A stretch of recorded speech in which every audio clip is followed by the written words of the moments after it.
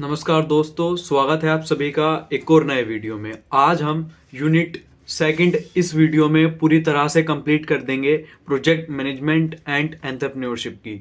इसमें मैंने आपको 4 क्वेश्चन बताए थे लॉन्ग में और एक 5वां क्वेश्चन था जो कि मुझे शॉर्ट ज़्यादा इंपॉर्टेंट लग रहे थे, भी मैंने आपके लिए यहाँ पर लिख दिए थे।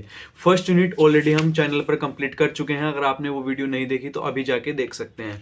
इस वीडियो में भी मैं आपको बहुत ही सिंपल नोट्स के जरिए एक एक चीज़ को इतने अच्छे से एक्सप्लेन करूंगा और फ्री ऑफ कॉस्ट आपको नोट्स भी यहाँ पे मिल जाएंगे। ठीक है, डिस्क्रिप्शन में आपको लिंक मिलेगा, वहां से आप डाउनलोड कर पाएंगे नोट्स। ठीक है, तो स्टार्ट करते हैं यूनिट सेकंड से। ठीक है, सबसे पहला क्वेश्चन आता है इनोवेशंस क्या होते हैं, टाइप्स क्या होते हैं इनोवेशंस के, concept and role of innovation. ठीक है, तो बहुत अच्छे मैंने आपके लिए नोट्स बना दिए हैं। ठीक है, एग्जाम में अगर आप इनको अच्छे से पढ़ के जाओगे, खुद से भी आंसर बना पाओगे और कैसे आपको प्रेजेंट करना है आंसर वो भी आप अच्छे से लिख पाओगे। ठीक है, तो स्टार्ट करते हैं बिना टाइम वेस्ट किए। तो सबसे पहला क्वेश्चन है इनोवेशन क्या है, इसके टाइप्स क्या हैं। तो सबसे पहला आप प्रैक्टिकली थोड़ा सा अपने माइंड को रिलैक्स करके पढ़ें इन चीज़ों को, तभी समझ में आएंगी, क्योंकि रट्टा मारने वाली चीज़ नहीं है, बिल्कुल प्रैक्टिकल बातें हैं जो कि आप अगर शांत माइंड से समझ के देख लोगे इनको एक बार तो आपकी समझ आ जाएंगी। ठीक है, रट्टा मारने वाली चीज इस सब्जेक्ट में नहीं है। ठीक है, तो स्टार्ट करते हैं। Innovation is the process of translating ideas into product, service और method that improve efficiency, effectiveness और इसका मतलब क्या हुआ दोस्तों, इसका मतलब है कि नए और क्रिएटिव आइडिया जो भी आपके दिमाग में आ रहे हैं। ठीक है, क्या है, एक प्रोसेस है किस चीज का, कि जो भी आपके दिमाग में आइडियाज आ रहे हैं उनको ट्रांसलेट करके, ठीक है, प्रोडक्ट बनाना या कोई सर्विस बनाना। ठीक है, जिससे कि आपकी जो लाइफ है उसको और एक लिविंग ऑफ स्टैंडर्ड मिल सके। ठीक है, आप अपने आप को अच्छे से मैनेज कर पाए। ठीक है, देखो पहले टाइम पे क्या था, पहले टाइम पर फोन नहीं थे। ठीक है, तो ऑनलाइन जो टीचिंग है वो पॉसिबल नहीं थी, तो किसी ने आके फोन इन्वेंट किया। ठीक है, तो फोन आने के बाद पहले नोकिया के फोन आते थे, बटन वाले, ठीक है, कीपैड वाले। उसके बाद स्मार्टफोन आए। अब आपके पास जो स्मार्टफोन है इस पे आप स्टडी कर सकते हो। कॉलिंग के अलावा दुनिया भर के 100-200 फीचर ऐसे हैं जो कि पहले पॉसिबल नहीं थे। तो ये क्या था, एक तरीके का इनोवेशन था। ठीक है, जिससे कि पब्लिक ने अपना लिविंग ऑफ स्टैंडर्ड इंप्रूव किया। ठीक है, इस तरीके से इसको समझ लो। ठीक है, इसका मतलब है कि नए और क्रिएटिव आइडिया का यूज करके जो एग्जिस्टिंग प्रोडक्ट है, आपके पास जो भी चीज एग्जिस्टिंग है, जैसे ये पेन है तो ये बिल्कुल ऐसा पेन है। ठीक है, नॉर्मल सा। ठीक है, तो आप इसी को, एग्जिस्टिंग एक प्रोडक्ट है, इसी को इंप्रूव करके बहुत अच्छा पेन बना सकते हो जो कि मार्केट में इसी प्राइस का हो।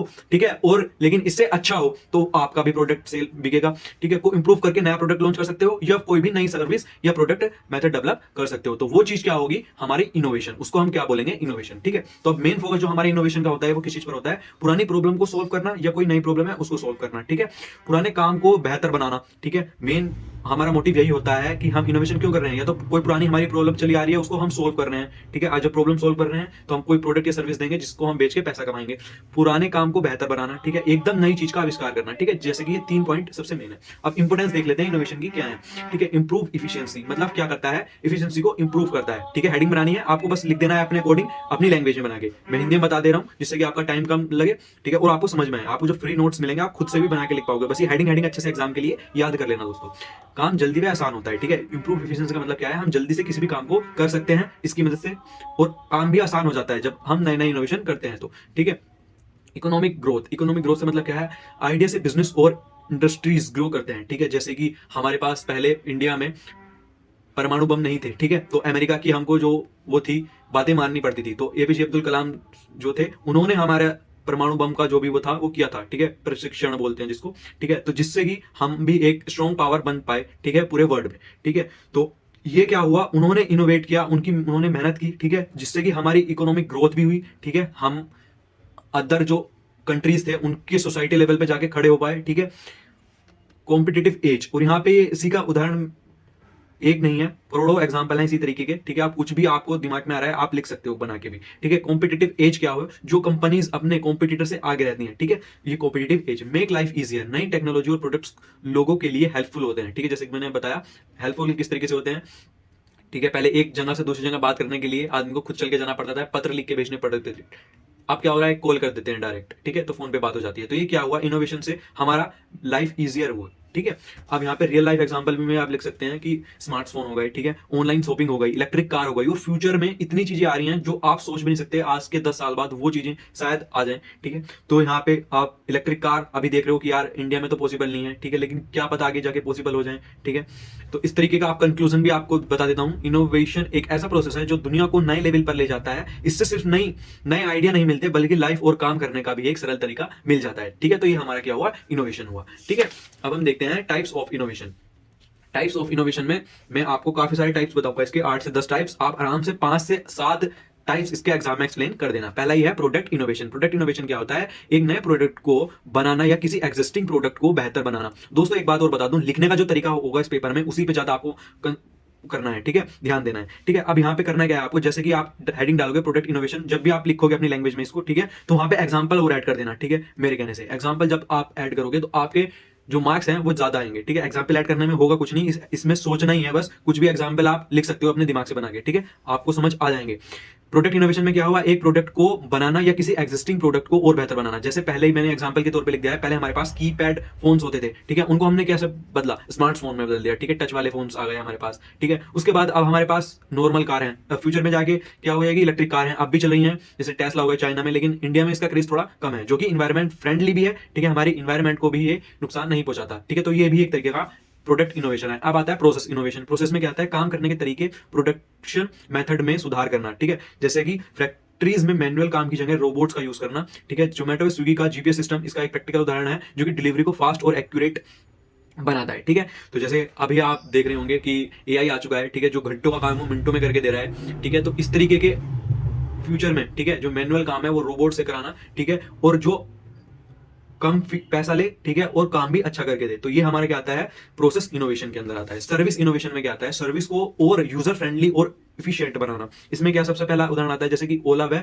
उबर जैसी ऐप ने ट्रांसपोर्ट को आसान व एक्सेसिबल बनाया, इसका सबसे बढ़िया उदाहरण है। सर्विस क्या होता है, सर्विस जैसे मैं टीचिंग कर रहा हूं तो ये भी एक तरीके की सर्विस है, जहां पे मैं आपको कोई प्रोडक्ट नहीं दे रहा, ठीक है, बाय हैंड की, जैसे कोई प्रोडक्ट मैंने आपको दे दिया, फोन दे दिया, घड़ी दे दी, तो इस तरह का कोई प्रोडक्ट नहीं है, केवल सर्विस है कि मैं आपको बता रहा हूं, ठीक है। अब ये सर्विस के लिए पहले हमारे पास जैसे ट्रांसपोर्ट के लिए हमको टैक्सी रुकवानी पड़ती थी, अगर आसपास 2 किलोमीटर तक कोई टैक्सी नहीं है तो वहां पर हमको पैदल ही चल के जाना पड़ता था। अब हमारे पास एप्स हैं फोन पर जहां से हम ओला या उबर की मदद से ट्रांसपोर्ट एक्सेसिबल कर सकते हैं।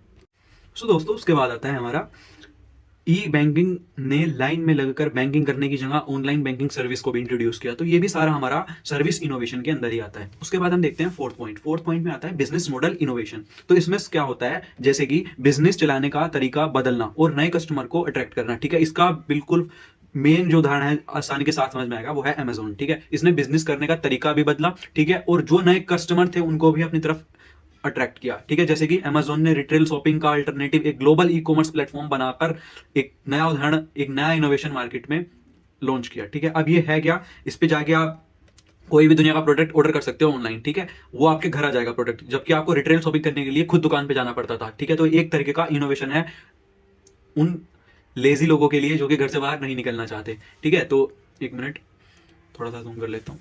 अब यहाँ पे आता है फिफ्थ पॉइंट, टेक्नोलॉजी इनोवेशन। इसमें क्या है, नई टेक्नोलॉजीज को बनाना और उनका इस्तेमाल करना, ठीक है। जैसे हमने अभी कुछ दिनों पहले तक ही 4G यूज किया था, लेकिन अब हम 5G पर आ चुके हैं और फ्यूचर में जाके 6G 7G तक भी जाएगा, ठीक है, आने वाले कुछ सालों बाद होगा, लेकिन होगा जरूर। हर चीज में टेक्नोलॉजी इंप्रूव हो रही है, ठीक है। पहले हमारे पास स्मार्टफोन भी नहीं थे, उसके बाद स्मार्टफोन आए, अब आर्टिफिशियल इंटेलिजेंस आ रही है मार्केट में, इस इंडस्ट्री में भी बहुत ज्यादा इंप्रूवमेंट है, ठीक है। अब हम देखेंगे सिक्स्थ पॉइंट, सोशल इनोवेशन, ठीक है। अब सोशल इनोवेशन में क्या आता है, समाज की प्रॉब्लम का सोल्यूशन निकालना। अब इसमें क्या आएगा, सबसे पहले खुद सोचने वाली बात है, समाज की सबसे बड़ी प्रॉब्लम है पोल्यूशन, ठीक है, पोल्यूशन हो गया, ठीक है। तो इसमें क्या आएगा, समाज की प्रॉब्लम का सोल्यूशन निकालने के लिए नए आइडियाज का यूज करना, जैसे कि सोलर एनर्जी का यूज करके हम वहां पर एनर्जी इलेक्ट्रिसिटी पहुंचा सकते हैं जहां पर इलेक्ट्रिसिटी नहीं है, ठीक है। हम सोलर पैनल लगा के वहां से इलेक्ट्रिसिटी जनरेट कर सकते हैं सूरज की मदद से, ठीक है। Low cost under water purification system भी हम जो कि पुराने एरिया हैं, पिछड़े हुए एरिया हैं, वहां पर लगा सकते हैं, जिससे कि उन्हें भी अच्छा पीने योग्य पानी मिल सके, ठीक है। क्योंकि कुछ जगह आज भी ऐसी है जहाँ पे कुओं का पानी पिया जा रहा है या नदी का पानी पिया जा रहा है बिना फिल्टर किए हुए, ठीक है। तो उसके बाद आता है सेवेंथ पॉइंट, इंक्रीमेंटल इनोवेशन। जो चीज ऑलरेडी एग्जिस्ट करती हैं उनमें छोटी छोटी इंप्रूवमेंट करना, ठीक है। जैसे कि हमारे पास स्मार्टफोन में नए फीचर का ऐड होना, ठीक है। स्मार्टफोन तो हमारे पास है, लेकिन नए नए इसमें अपडेट आते रहते हैं, जैसे कि एंड्रॉइड 12 से एंड्रॉइड 13 पे कंपनी ने एक फीचर लॉन्च किया, 14 आया, ठीक है। ऐसे ही जो मैकबुक होते हैं, मैकबुक में भी M1 चिप आती है, M2 आती है, M3 अब लेटेस्ट जो लॉन्च हुई है M4 हुई है, ठीक है। तो इस तरीके से ये क्या करते हैं, जो कि प्रोडक्ट है मार्केट में ऑलरेडी एग्जिस्ट, उसी में ही नए नए फीचर ऐड करते हैं, जिससे कि उसकी जो पावर इफिशियंसी है वो ज्यादा इंप्रूव हो पाए, ठीक है, उससे और ज्यादा काम ले पाए हम, ठीक है। कार में ऑटोमेटिक गियर का फीचर ऐड होना, ये भी इसका एक उदाहरण है, ठीक है। मैं दोस्तों उदाहरण की मदद से आपको इसलिए पढ़ा रहा हूँ क्योंकि उदाहरण से आपको ज्यादा लंबे समय तक ये याद रहेंगे, ठीक है। हेडिंग तो आपको देखो थोड़ी सी याद करनी पड़ेगी, एक बार लिख के 2 बार लिख के देख लोगे, ठीक है, 2 बार लिख के देख लेना, ठीक है, थोड़े थोड़े आपको याद रह जाएंगे, ठीक है। 2 बार तो आपको लिख के देखना ही पड़ेगा, एक बार थोड़ा सा देख देख के लिख लेना और एक बार बिना देखे लिख के कोशिश कर रहा है तो आपको याद रह जाएंगे पॉइंट। अब आता है ऐसे नए प्रोडक्ट या सर्विस जो पूरे मार्केट को बदल दें, जैसे डिजिटल कैमरा आया था, पहले हमारे पास फोटो खींचने के लिए नहीं था, अब डिजिटल कैमरा आया, जैसे उबर व ओला ने ट्रेडिशनल टैक्सी सिस्टम को रिप्लेस कर दिया, हाँ ये भी एक अच्छा पॉइंट बन सकता है इसका। उसके बाद आता है सस्टेनेबल इनोवेशन। अब ये क्या आता है, जैसे इन्वायरमेंटल फ्रेंडली और एनर्जी इफिशिएंट सोल्यूशन का विकास करना। अब यहाँ पे मेन पॉइंट जो इसका आता है वो आता है सोलर पैनल, ठीक है, सन से लाइट को बनाना, ठीक है, विंड टर्बाइंस का यूज करके एनर्जी जनरेट करना हवा से, ठीक है, जो हवा के बड़े बड़े पंखुड़े लगे होते हैं वो आपने देखे होंगे, ठीक है, उनसे हम बिजली जनरेट करते हैं। और किस चीज से हम कर सकते हैं, इलेक्ट्रिक व्हीकल हो गए हमारे, जिससे कि पोल्यूशन कम होता है, ये हमारे इन्वायरमेंट के लिए इन्वायरमेंट फ्रेंडली है, ठीक है। तो ये काफी सारे एग्जाम्पल हो गए हमारे, ठीक है, किसके, इनोवेशन के टाइप्स के, ठीक है। अब इनोवेशन के टाइप्स हमने देख लिए हैं, अब हम देखते हैं रोल ऑफ इनोवेशन, ठीक है। अब एक बात और मैं दोस्तों बता देना चाहता हूं, जैसे कि मैंने क्वेश्चन आपको बताया था यूनिट सेकंड का, इनोवेशन और इसके टाइप्स। अब एक बात और सुन लेना, जब क्वेश्चन आएगा या तो पूछेगा इनोवेशन इसके टाइप्स बताओ, या वो पूछेगा इनोवेशन और concept and role of innovation, types नहीं पूछेगा, ठीक है। तो इस तरीके का क्वेश्चन आपको आएगा, तो मैंने एक ही क्वेश्चन में आपको दोनों चीज बता रहा हूँ, ठीक है। आप ये ना कहें कि आप तो भाई काफी सारी हेडिंग पे हेडिंग बताया जा रहा है, ठीक है, ऐसा नहीं है, ये दोनों ही टॉपिक इंपॉर्टेंट है, ठीक है। तो इनोवेशन तो एक हेडिंग ही हो गई, अब आपको क्वेश्चन के लिए बस ये दोनों चीजें पढ़नी है, ठीक है, इतनी हार्ड नहीं है, बस 5-5 6-6 हेडिंग अच्छे से पढ़ लेना यार, पूरा 10 नंबर का क्वेश्चन आपके लिए रेडी हो जाएगा, और एक क्वेश्चन इनोवेशन से पूछा ही जाता है एग्जाम में, ठीक है। तो अब रोल ऑफ इनोवेशन पढ़ लेते हैं, ठीक है। रोल ऑफ इनोवेशन में क्या है, प्रॉब्लम सॉल्विंग, ठीक है। सबसे पहला इनोवेशन रोल इनोवेशन में क्या आता है, problem solving, economic growth, competitive advantage, customer satisfaction, efficiency improvement, social development और इन्वायरमेंट सस्टेनेबिलिटी, ठीक है। ये काफी सारे रोल हैं किसके, इनोवेशन के। सबसे पहला आता है, पहला रोल क्या हो गया, प्रॉब्लम सॉल्विंग, ठीक है।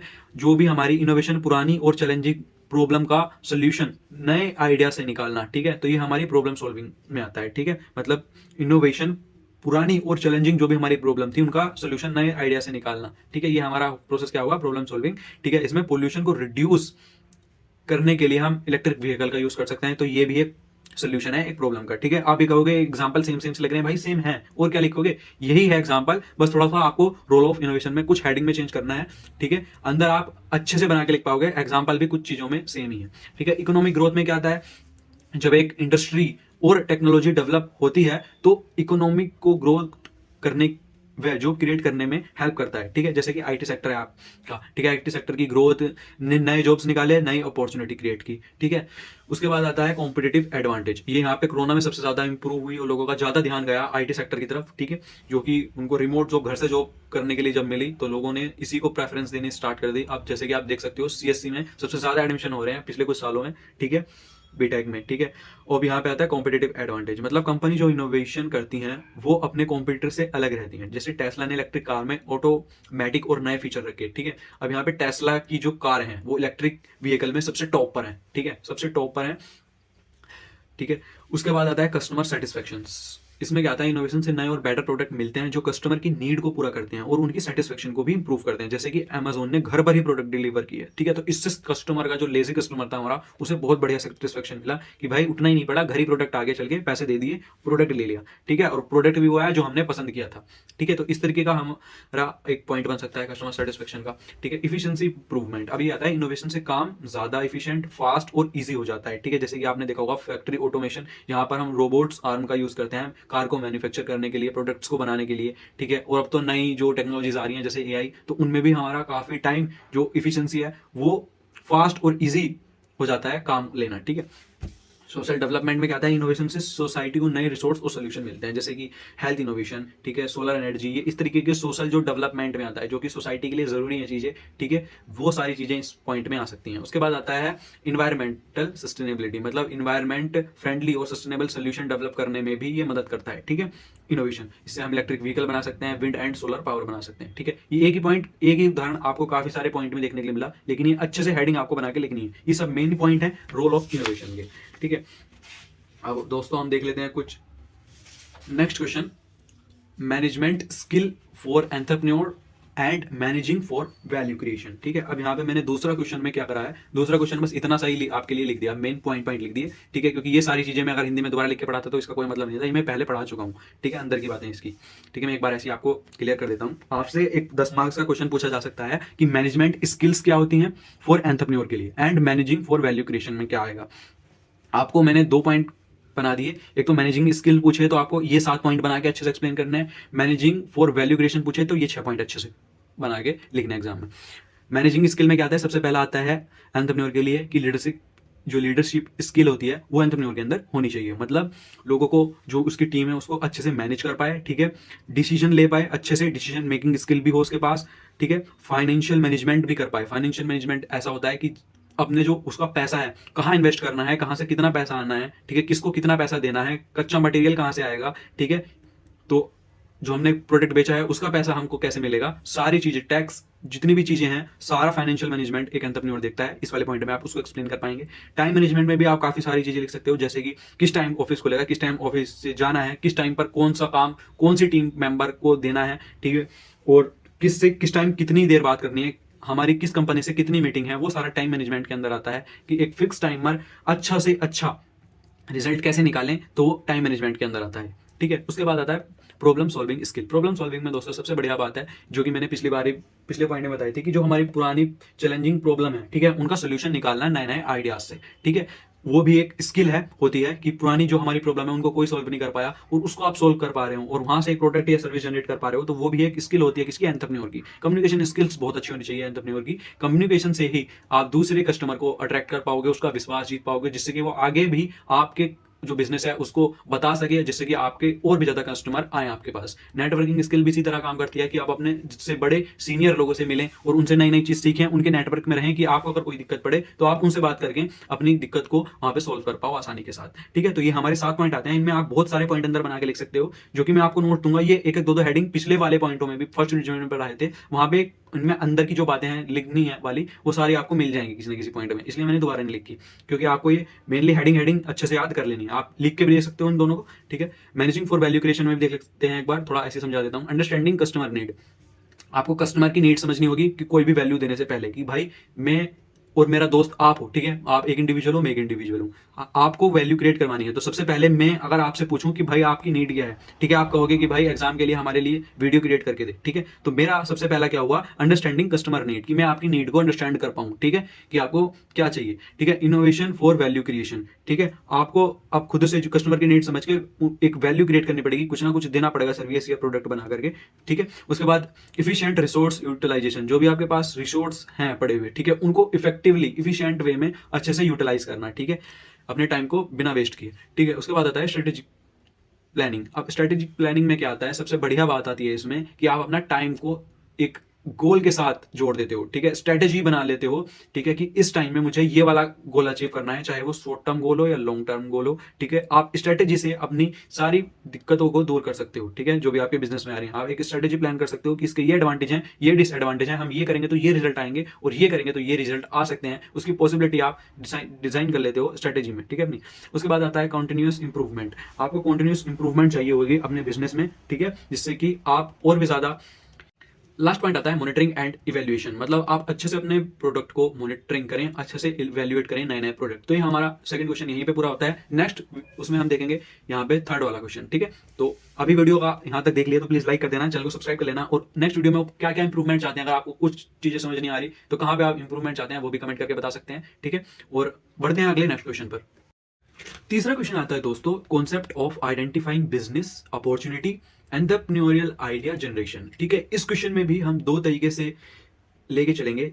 पूछा जाता है सबसे ज्यादा आइडेंटिफाइंग बिजनेस अपॉर्चुनिटी, कि कैसे हम बिजनेस की अपॉर्चुनिटीज को आइडेंटिफाई करें। ठीक है, तो ये क्वेश्चन आता है, इसके कुछ 5 की पॉइंट मैंने इधर लिख दिए हैं, जैसे कि मैंने पिछले क्वेश्चन में आपको बताया था, उसी तरीके से हम यहाँ पे देख रहे हैं फिलहाल। तो इसी तरीके से हमने यहाँ पे 2 उसमें डिवाइड किया है, लेकिन इसके में जो 5 पॉइंट है ये आपको बहुत अच्छे से इस तरीके से समझाने वाला हूँ। ठीक है, तो इन पॉइंट को एक बार अच्छे से थोड़ा सा पढ़ लेते हैं पहले, ठीक है। बिजनेस अपॉर्चुनिटी आइडेंटिफाई करना एक क्रिटिकल स्किल है, ठीक है। एक स्किल है ये भी कि कहाँ से हम अपने बिजनेस को निकाल सकते हैं, ठीक है। ये भी एक स्किल होती है। एक एंटरप्रेन्योर ही समझ सकता है कि हाँ, इस चीज से भी बिजनेस बनाया जा सकता है, ठीक है। किसी ने सोचा था कि पानी कोई खरीदेगा, लेकिन एक आदमी, एक एंटरप्रेन्योर ऐसा आया कि उसने पानी को बोतल में डाला और उसको बेचना शुरू करा और लोगों ने उसे भी खरीद लिया। तो ये क्या किया उसने, एक बिजनेस की अपॉर्चुनिटी को आइडेंटिफाई किया, ठीक है।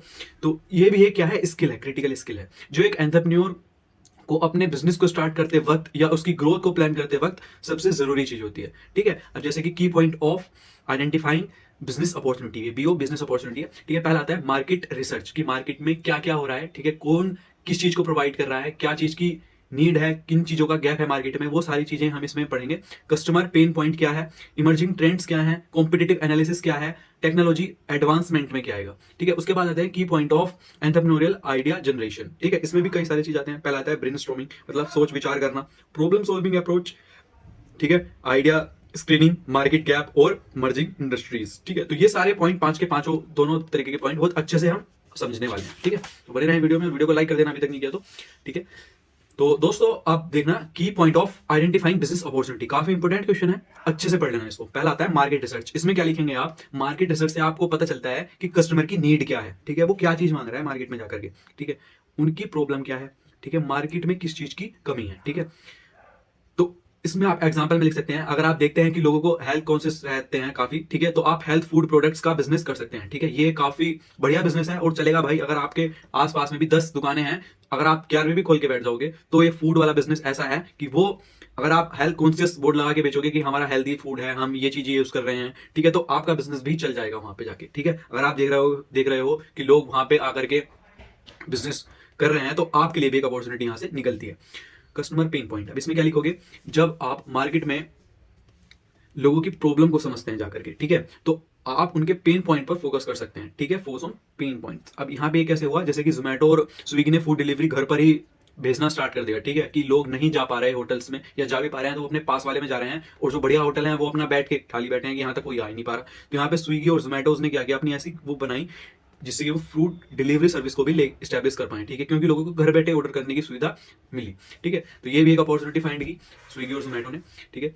ये रियल लाइफ एग्जांपल है, ठीक है। इमर्जिंग ट्रेंड्स क्या है, मतलब उभरते हुए रुझान लोगों के जिस तरफ जा रहे हैं वहां से भी आप बिजनेस बना सकते हो। जैसे कि मार्केट में ट्रेंड्स और टेक्नोलॉजीज को आइडेंटिफाई करना जो फ्यूचर में ग्रोथ का पोटेंशियल रखते हैं। जैसे कि आपने अभी करंटली देखा होगा कि काफी सारी जो कार कंपनी है उन्होंने इलेक्ट्रिक व्हीकल बनाने स्टार्ट किए हैं, ठीक है। वो भी चाह रही हैं कि हम फ्यूचर के लिए तैयार रहें, ठीक है। जैसे टेस्ला को देख करके काफी सारी कार हर कंपनी बनाना चाह रही है कि हम भी इलेक्ट्रिक कार बनाएं, ठीक है। तो ये सब क्या है, फ्यूचर के रुझान में भी को देखते हुए कि लोगों का रुझान किस तरफ जा रहा है, वहां से भी आप बिजनेस जनरेट कर सकते हो। जैसे कि एआई इंटेलिजेंस आ रहा है, आर्टिफिशियल इंटेलिजेंस आ रहा है, सॉरी, ठीक है, ऑटोमेशन, ठीक है, जो चीजों को और बेहतर बनाने में हेल्प कर रहा है, ठीक है। तो ये काफी सारी चीजें हैं जो कि ट्रेंड्स में आ रही हैं नई नई।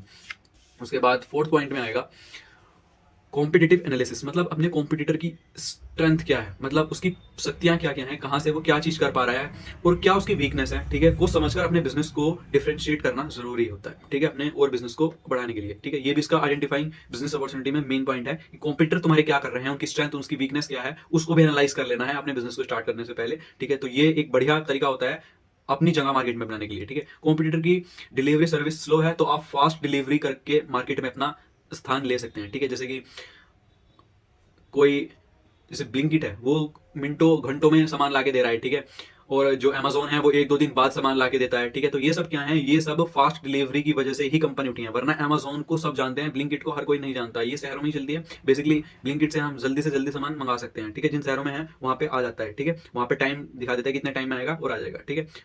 तो ये सब भी होता है कॉम्पिटिटर को एनालिसिस करके कि क्या चीज कॉम्पिटिटर नहीं कर पा रहा और वो हम कर पाए तो हमारे कस्टमर ज्यादा बनेंगे। अब आता है फिफ्थ पॉइंट, टेक्नोलॉजी एडवांसमेंट। इसमें क्या आता है, नई टेक्नोलॉजी को अपनाकर आप बिजनेस ऑपरेशंस को बेहतर बना सकते हैं, ठीक है, और नए कस्टमर को अट्रैक्ट कर सकते हैं। अब बेसिकली जैसे क्या है, अब यहाँ पे आपने पीडब्ल्यू का एग्जांपल ले लो, ठीक है, सबसे बढ़िया एग्जांपल है टेक्नोलॉजी एडवांसमेंट में, सॉरी। तो उन्होंने क्या किया, यहाँ पे ऑनलाइन प्लेटफॉर्म, एजुकेशन प्लेटफॉर्म बनाया, ठीक है, अपना कुछ नहीं था, एक छोटा सा सिंपल सा चैनल बनाया था यूट्यूब पर, और आज उनकी करोड़ों की कंपनी है पीडब्ल्यू नाम से, ठीक है। तो वहां पे उन्होंने ऑनलाइन एक प्लेटफॉर्म ऐसा बना दिया जहां पे वो कम से कम प्राइस में बहुत ही अच्छा कंटेंट डिलीवर कर पा रहे हैं करोड़ों स्टूडेंट के लिए, ठीक है। वो एक क्या है, टेक्नोलॉजी का एडवांसमेंट है। वरना पहले क्या होता था, आप जाके किसी टीचर की ऑफलाइन कोचिंग ज्वाइन करते थे जब तक हमारे पास टेक्नोलॉजी नहीं थी, लेकिन आज है तो उसका भी एडवांटेज हम उठाएंगे। ठीक है, तो यहाँ तक हमने पढ़ा। अब हम देखेंगे आइडिया जनरेशन में, ठीक है, एंटरप्रेन्योरियल आइडिया जनरेशन। तो इसमें भी क्या है, 5 पॉइंट मैंने आपको बताए थे, पांचों को बहुत ही इजी वे में एक लाइन में एक्सप्लेन कर देता हूं। ठीक है, पहला ही पॉइंट आता है ब्रेनस्टॉर्मिंग, मतलब ये क्रिएटिव प्रोसेस है जिसमें एंटरप्रेन्योर अपनी टीम या खुद के साथ नए बिजनेस आइडिया के बारे में सोचता है। मतलब बेसिकली बात वही है कि अच्छे से सोचना। ठीक है, एक ऐसा प्रोसेस है जिसमें आप अपने बिजनेस के बारे में खुद से सोचते हो, या अपने आप 10 टीममेट हैं तो उनको बैठा करके सोचते हो, अपने विचारों को शेयर करते हो, और सब अपने अपने विचार रखते हैं और एक निष्कर्ष तक पहुंचते हैं। ठीक है, तो ये भी आप लिख सकते हो। प्रॉब्लम सॉल्विंग अप्रोच में क्या है, जब आप मार्केट में किसी स्पेसिफिक प्रॉब्लम को आइडेंटिफाई करते हो, जैसे आप हो इस टाइम पर, आपको फूड वाले का ही एग्जांपल ले लेते हैं कि मार्केट में सब फूड की जो दुकान है वो अच्छा हेल्दी फूड नहीं प्रोवाइड कर रहे। ठीक है, तो आप हेल्थ कॉन्शियस हो, तो आप फूड अच्छा खाना चाहते हो, तो आपने खुद से एक बिजनेस को बनाया, एक ये वाली प्रॉब्लम उठाई और इसको स्पेसिफिक प्रॉब्लम को आइडेंटिफाई किया और इसको आप सोल्व करने जा रहे हो कि हम तो भाई डाइट वाला खाना प्रोवाइड करेंगे या फिर हेल्दी फूड प्रोवाइड करेंगे। तो ये भी एक प्रॉब्लम है मार्केट में, तो आप इसको सोल्यूशन दे पा रहे हो, तो ये भी एक बिजनेस का आइडिया जनरेशन में इसको, इस पॉइंट को लिख सकते हो। ठीक है, और ये तो आप उनका सोल्यूशन देने वाले आइडिया का को भी जनरेट कर सकते हो। ठीक है, ये सब इसमें ही आएगा प्रॉब्लम सॉल्विंग अप्रोच में।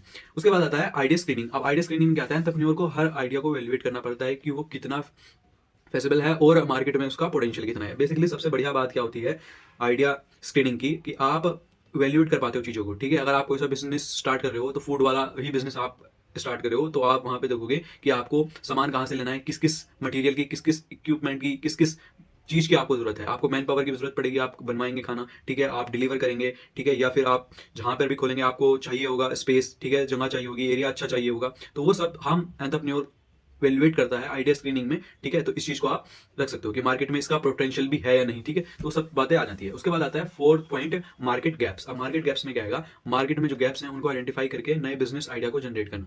बेसिकली आप मार्केट में जाते हो, मार्केट में जाने के बाद आपको कहीं भी मार्केट में कोई गैप मिलता है किसी भी चीज का, तो उसको आप कर सकते हो। ठीक है, जैसे कि कोई भी आप उदाहरण ले लें कि आप बेसिकली किसी मॉल में जा रहे हो या फिर कहीं अच्छी जगह पर जा रहे हो जहाँ पे पब्लिक क्लाउड है, और वहां पर आप देख रहे हो कि भाई यहाँ पर तो इतनी भीड़ डेली की आती है और यहाँ आसपास कोई भी खाने पीने की दुकान नहीं है, तो वहां पे आप खाने पीने की दुकान खोल सकते हो, या फिर जिस चीज की भी उस एरिया में कमी है वहां पे जाके आप वो बिजनेस कर सकते हो। ठीक है, मर्जिंग इंडस्ट्रीज। अब यहाँ पे आता है जब आप 2 या 2 से ज्यादा बिजनेस में इंडस्ट्री को कंबाइन करते हैं। ठीक है, मतलब 2 या 2 से ज्यादा बिजनेस को एक साथ लेके आते हो। ठीक है, तो उसी को हम मर्जिंग इंडस्ट्रीज कहते हैं। तो यहाँ पे तो नया बिजनेस अपॉर्चुनिटी व ग्रोथ होते हैं इसमें। ठीक है, तो 2 बिजनेस जब एक साथ आते हैं, नई नई अपॉर्चुनिटीज दोनों के लिए खुलती है और बिजनेस में ग्रोथ भी होती है। ठीक है, तो ये हमारे की पॉइंट्स थे एंटरप्रेन्योरियल आइडिया जनरेशन के। अब हम बढ़ते हैं दोस्तों 4th क्वेश्चन की तरफ। 4th क्वेश्चन हमारा आता है कॉन्सेप्चुअल क्वेश्चन पे आते हैं। 4th क्वेश्चन है हमारा concept behind creating and sustaining and entrepreneuring model. अब इसमें क्या है, सबसे बढ़िया आपको 2 तरीकों से इसको बढ़िया करके बनाना है। सबसे पहले हेडिंग डालनी है क्रिएटिंग द मॉडल और सस्टेनिंग द मॉडल। ठीक है, बस इन दोनों को अच्छे से एक्सप्लेन कर देना है। ये क्वेश्चन इंपॉर्टेंट है, आप इसको अच्छे से पढ़ लेना एक बार। एंटरप्रेन्योरियल मॉडल का कॉन्सेप्ट का मतलब एक स्ट्रेटेजिक फ्रेमवर्क है जो ये डिफाइन करता है कि बिजनेस कैसे ऑपरेट करेगा, कैसे रेवेन्यू जनरेट करेगा और टाइम के साथ साथ कैसे ग्रो होगा। ठीक है, मतलब बेसिकली एक फ्रेमवर्क है। ठीक है, आप इसको ऐसे समझ सकते हो, एक स्ट्रेटेजिक फ्रेमवर्क है जो डिफाइन करता है कि रेवेन्यू कैसे जनरेट करेगा बेसिकली, और टाइम के साथ साथ ये कैसे ग्रो होगा। बस 2 पॉइंट है इसके में। उसके बाद आता है मेन पॉइंट, मेन फोकस सिर्फ एक नए बिजनेस की शुरुआत करना नहीं, बल्कि उसे कंसिस्टेंटली ग्रो करना है। ठीक है, तो ग्रो जब होगा जब आपका एक सस्टेनेबल फ्रेमवर्क होगा। ठीक है, एक स्ट्रेटेजी होगी आपके पास, कंसिस्टेंटली ग्रो और अडेप्ट करते रहना भी है। ठीक है, ताकि आप मार्केट में अपना नाम जगह प्लेस बना सकें और कंपटीशन का सामना कर सकें। ठीक है, तो आपको टाइम के साथ साथ अपने बिजनेस को ग्रो करते रहना भी बहुत जरूरी है। ठीक है, उसके बाद आता है मेनली फर्स्ट पॉइंट इसका, फर्स्ट है क्रिएटिंग द मॉडल। इसमें क्या आता है, इसका मतलब है सिर्फ ऐसा एक फ्रेमवर्क डिजाइन करना जो आपके बिजनेस को सक्सेसफुल बनाने में मदद करे। ठीक है, तो वो कैसे होगा, सबसे पहले आपको एक प्रॉब्लम को अंडरस्टैंड करना होगा, वही एक बिजनेस वाली चीजें आप यहाँ पे लिख सकते हो। डिफाइन द वैल्यू प्रोपोजिशन, मतलब डिफाइन करो कि यूनिकनेस ऑफ प्रोडक्ट, मतलब तुम्हारे प्रोडक्ट में यूनिक क्या चीज है। ठीक है, क्यों लेंगी पब्लिक आपका ये। ठीक है, प्रोडक्ट जो भी चीज है आपकी। ठीक है, तो यूनिकनेस क्या है आपके प्रोडक्ट में, तो वो आपको डिफाइन करना पड़ेगा। ठीक है, टारगेट मार्केट सिलेक्शन, आपको एक टारगेट ऑडियंस तक या आपको टारगेट कस्टमर तक पहुंचना होगा, आपको अपने टारगेट कस्टमर बनाने होंगे। ठीक है, कि हम फूड बेच रहे हैं तो हमारा फूड जो खरीदना चाहते हैं उनके पास जाएंगे, जो मतलब हेल्थ डॉक्टर के पास जाना चाहते हैं तो वो उस तरीके के, मतलब आप समझ सकते हो, मेडिकल आप खोल रहे हो तो मेडिकल वाले जो आपके पास जाएंगे। जो भी आप बिजनेस कर रहे हो, आप दवाइयां बना रहे हो या फिर फूड बेच रहे हो, होटल खोल रहे हो या फिर कोई कंपनी चला रहे हो। ठीक है, जो भी आपका काम है उसका एक आपको टारगेट मार्केट डिसाइड करना पड़ेगा कि आप किस टारगेट कस्टमर तक पहुंचना चाहते हो। ठीक है, आपकी कोई कपड़ों की दुकान है तो आप चाहोगे कि हाँ हम हर उस तक पहुंच पाएं जो कपड़े खरीदना चाहता है इस टाइम तक। ठीक है, तो वही तो खरीदेगा जिसको जरूरत होगी। ठीक है, तो टारगेट मार्केट में अपनी जगह बनाना। ठीक है, उसके बाद रेवेन्यू मॉडल, मतलब पैसा कैसे कमाओगे। ठीक है, वो सब इसमें आता है, क्रिएटिंग द मॉडल। पैसा कैसे कमाओगे, सब्सक्रिप्शन दोगे या फिर प्रोडक्ट सेल करोगे। ठीक है, तो ये चारों पॉइंट काफी ज्यादा इंपॉर्टेंट है, इनको आप और अच्छे से एक्सप्लेन कर सकते हो हेडिंग बना करके। ठीक है, मैंने हेडिंग बना के नहीं किया, उससे बस आपको मैंने समझा दिया, आप खुद ही कर पाओगे। इनकी भी हेडिंग बना के आपको एक्सप्लेन करना है, क्योंकि 10 मार्क्स का क्वेश्चन है, मैंने तो यहाँ पे एक पेज में ही लिख दिया। 4 पॉइंट काफी है इसमें। दूसरा है, बिजनेस को सस्टेन करने का मतलब है कि ऐसे चलाना कि लॉन्ग टर्म में प्रॉफिटेबल रहे और मार्केट के डायनेमिक चेंज के साथ अडेप्ट कर सके। मतलब पहला ही पॉइंट इसमें आ जाता है कि हाँ प्रॉफिटेबल रहना है और मार्केट में जो भी डायनेमिक चेंज आ रहे हैं उसको अडॉप्ट करना है। ठीक है, अब पहला ही आ जाता है इनोवेशन। इनोवेशन आप करते रहोगे अपने बिजनेस में तो अच्छी बात है। ठीक है, कस्टमर रिडक्शन, मतलब कस्टमर लॉयल रखने के लिए आपको हाई क्वालिटी सर्विस देनी पड़ेगी। ठीक है, इसमें आप इसको एक्सप्लेन कर सकते हो। कॉस्ट मैनेजमेंट में क्या आ जाता है, सॉरी थोड़ा सा ऊपर कर देता हूं। कॉस्ट मैनेजमेंट में आ जाता है आपको प्रॉफिट मैनेज करना पड़ेगा, आपको अपने हर प्रोडक्ट पर कितना मार्जिन है वो सेट करना पड़ेगा, कॉस्ट ऑप्टिमाइज रखना पड़ेगा। ठीक है, इफिशियंसी, सप्लाई चेन सिस्टम बहुत अच्छे से क्रिएट करना पड़ेगा। ठीक है, मार्केट अडेप्टेबिलिटी, क्या क्या आप मार्केट से क्या क्या चीज आ रहे हैं, हर चीज जो मार्केट में आ रही है। ठीक है, उसको भी देखना पड़ेगा। ठीक है, क्या क्या चीज उसमें से आप अडेप्ट कर सकते हो वो भी देखना पड़ेगा। सस्टेनेबिलिटी प्रैक्टिसेस, मतलब इन्वायरमेंटल फ्रेंडली हो जो भी आप प्रोडक्ट बना रहे हो। ठीक है, वो ज्यादा अच्छा होता है। ठीक है, और एथिकल प्रैक्टिसेस अडॉप्ट करना। ठीक है, तो ये सारे 5 पॉइंट इसमें आप लिख सकते हो सस्टेनिंग द मॉडल में। ठीक है, तो ये हमारा 4th क्वेश्चन यहीं पे कंप्लीट होता है। अब हम देखते हैं 5th क्वेश्चन। 5th क्वेश्चन में हमारे पास शॉर्ट हैं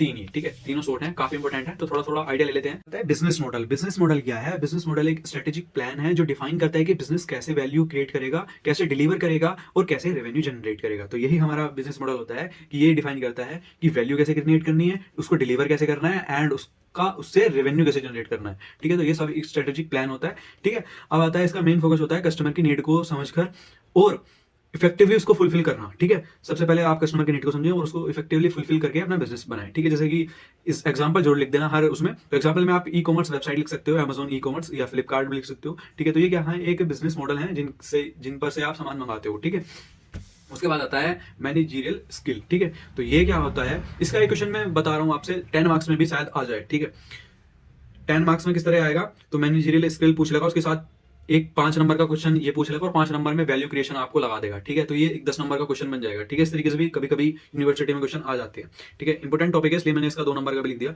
तो इसमें है कुछ नहीं, टेक्निकल स्किल्स बता देना, ह्यूमन स्किल क्या क्या होती है, कॉन्सेप्चुअल स्किल क्या क्या होती है, जो जो चीज आपको हेडिंग ध्यान आ रही है वो इसमें लिख देना। ठीक है, बता देता हूं मैं है क्या इसमें, वो एबिलिटीज और क्वालिटी जो एक मैनेजर को अपने टास्क इफेक्टिवली परफॉर्म करने में और अपनी टीम को लीड करने में और ऑर्गेनाइज जो भी आपकी ऑर्गेनाइजेशन है या ऑर्गेनाइजेशनल गोल को अचीव करने में हेल्प करती है, वो हमारी मैनेजरियल स्किल कहलाती है। जैसे आपकी टेक्निकल स्किल हो गई, टेक्निकल स्किल में आपकी जो भी स्किल है, आपको क्या चीज आती है, कोडिंग आती है या फिर आपको डेटा साइंस में आपको अच्छी कमांड है या फिर पाइथन, जो भी चीज आपको टेक्निकल स्किल में आती है, कंप्यूटर चलाना आता है या फिर जो भी आपकी टेक्निकल स्किल है। ठीक है, उसके बाद आता है ह्यूमन स्किल। ह्यूमन स्किल आपकी कम्युनिकेशन स्किल्स कैसी हैं, आपका बिहेवियर, आपके इमोशंस कैसे हैं, ये सब हम ह्यूमन स्किल्स में आते हैं। कॉन्सेप्चुअल स्किल हो गई। ठीक है, और इटीसी काफी सारी जो पॉइंट है आप इसमें टाइप्स इसके बना के लिख सकते हैं। उसके बाद आता है वैल्यू क्रिएशन। वैल्यू क्रिएशन वाला पॉइंट बहुत अच्छा है, लास्ट क्वेश्चन है इस यूनिट का, सेकंड यूनिट का।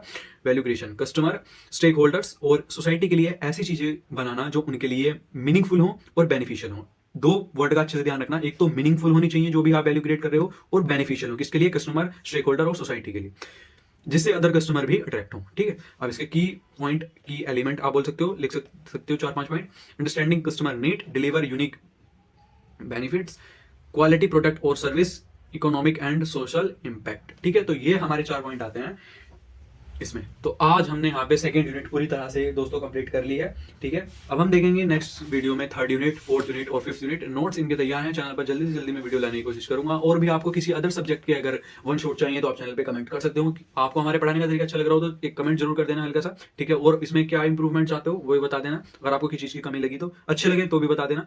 ठीक है, तो मिलते हैं दोस्तों नेक्स्ट वीडियो में। थैंक यू फॉर वॉचिंग, धन्यवाद।